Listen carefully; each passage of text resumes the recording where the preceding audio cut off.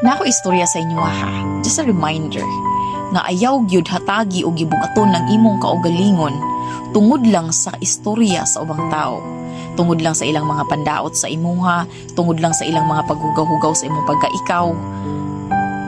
Kay nga naman, kato nga mga tao nga nagdaot sa imuha, nagchismis sa imuha, sila pudto klase nga mga tao nga naglisod pagali og sabot sa ilang kaugalingon kung kinsa og unsa sad sila. Kana klase nga mga tao gani, wala pa pud nay naabot sa kinabuhi.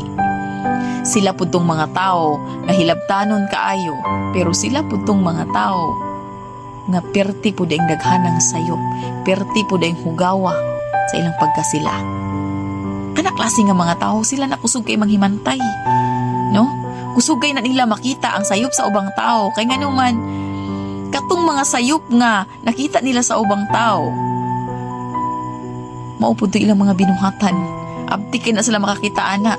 So iuna-una na nilang istorya ang sipyat sa ubang tao, pero wa sila galantaw sa ilang kaugalingon nga sila da ito, no? Subo kay pamalandungon nga na inana klase nga mga tao. Unya kung magpaapikto ka ana sa ilang mga istorya, sa ilang mga pandaot sa imuha, unfair para sa imong kaugalingon.